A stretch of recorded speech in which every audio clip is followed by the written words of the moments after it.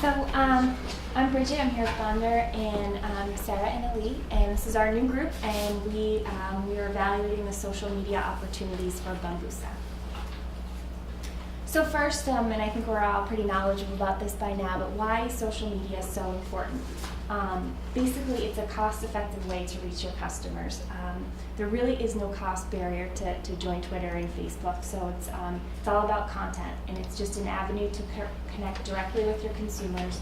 You know the communities where they are, and you can reach them with effective content. Again, it's easy to use for both your consumers and the company, and if it's done right, as we talked about in the past, it has a chance to go viral. But basically, in short, if you're not using social media, no one knows you're there. So it's just really an important and integral part of your marketing strategy. And there's nothing to lose. There's really no reason why every company shouldn't take advantage of this. So what we found when we were looking through Bambusa's current use of social media is that they are there.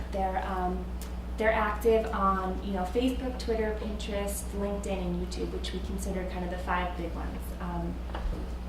Speaking first about Facebook, they are very active in updating their page. They have a strong presence. They do update timely press releases, so someone is monitoring that page.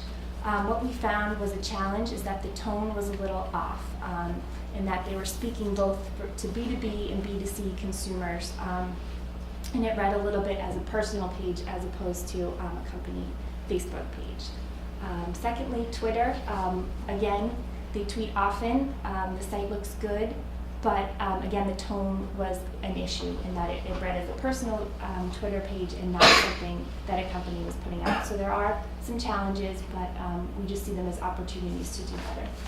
So moving on to Pinterest, we noticed that people are talking about the brand, and there are different categories which Bambusa has allocated themselves into. Some of the challenges that are available that are simply limited exposure. They're like the same product is listed multiple times. They're talking about the same product. It's very hard to reach. Like, for example, of the categories available, there's not a specific category which has bamboo baby wipes. It's like a broad aspect. And also another thing we noticed was they only focused on baby wipes. What about the ointment and the toilet paper? They are not included in that segment in Pinterest, for example. As for LinkedIn, we all know that LinkedIn is a very good website to use for a job search. It's also a very good website for businesses to look for creative entrepreneurs who have ideas. So what's good about Bambusa is they have a brand page, but very limited information. They don't have any product listing. They have low number of followers, and they are not leveraging themselves to be more of a B2B as opposed to a B2C, which we'll see in the next slide, which the professor showed us a little chart last week explaining the B2B and the B2C in terms of social media. Finally, looking at YouTube, we see that there is a presence for videos. It's not much, but very limited content. We were thinking maybe Bambusa could create a channel as opposed to educate the consumers, making it obvious that this product is there to help the people as opposed to damage their, chemical free and etc.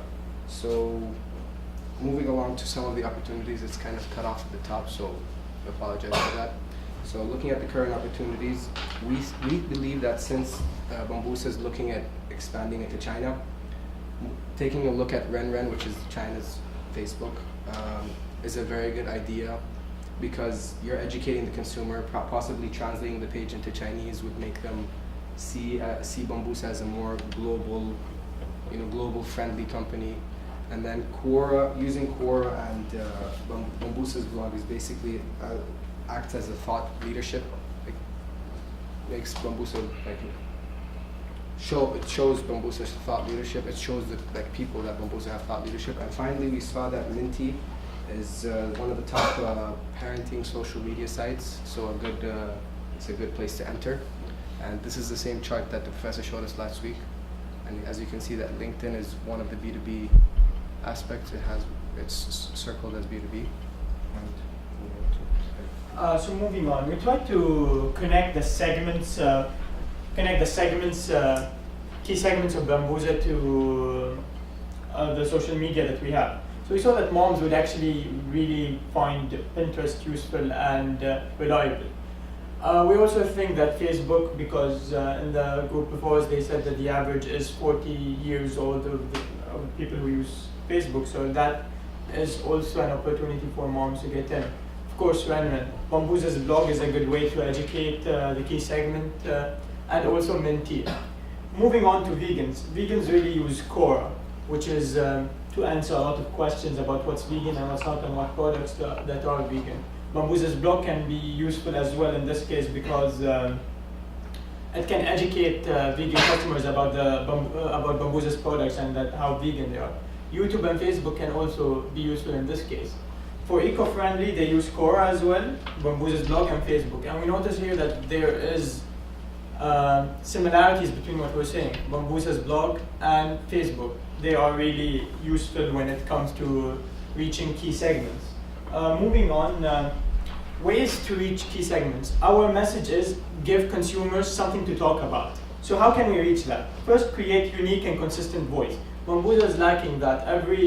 In every social media network, they're trying to reach a different customer. They have one brand, they should have one voice. Another thing that they need to do is behind the scene information. You guys just had a photo shoot. Why not show insider info about it? Show behind the scene photos. People like that. People like to feel special. They join and subscribe to your social media to get behind the scene information, not just the basic thing from the website.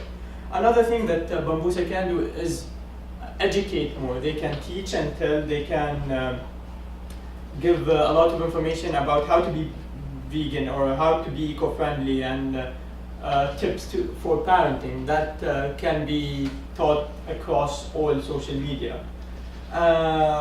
Also, something that they really need to focus on is high quality pictures. So far, we've seen very low quality pictures. Most of them are blurry, and that just sends a wrong image. So one thing that they really need to look at is better quality pictures. And finally, make it fun. Why not have questions? Why not have coupons and polls? People like to interact. They just don't want to get the information, but they want to talk about it. They want to give their opinions about it. So Bambooza can give a two-way conversation. And we talked about this a little bit, but we wanted to bring it back to focus. You can be on multiple social media sites, but unless you have a clear direction and voice and a thought-through process, you may be setting yourself up to reach less than what you'd like to. So it's about defining, measuring, analyzing, improving, and then controlling what you create. So defining your goals, your metrics, and then deciding on tactics for execution and strategy, like leveraging free resources like our class. And then, given everything that we've said and what we've heard tonight, it's really about tone, content, and integration with a consistent voice. So consider integrating your social media to drive followers to where they feel most comfortable. So your Facebook and your Twitter should link. Your LinkedIn should connect to your Facebook and your Twitter, making sure that they can find you and go to where they feel most comfortable. Ask thought-provoking questions, start conversation. Right now it's a lot of one way. It's posting, but not having members comment back or retweet. Try to get exposure subtly. Create videos that are both educational, teach and tell methods where they can learn something and your product's also placed there so they see that and they see that you're a thought leader in the space. Again, make them feel special. You know, everyone likes to feel like they're in the know and that they get to know something extra because they follow you or are involved with you on your social media. So by giving those little bits of pieces of information, you can garner more interest in your social sites.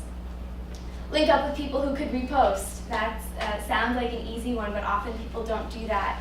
But if there's someone, a celebrity or another organization that really likes green products and they don't have a bamboo product, they're a great person to follow or like on Facebook so that they can see what you're posting and hopefully repost it. Create contributions which are modular or inherently repostable. Anything that's too long or takes a lot of time to think about, well, how do I describe this? How do I retweet this? Can become complex to transfer on. So make sure that you have that lens in mind as you create your contributions.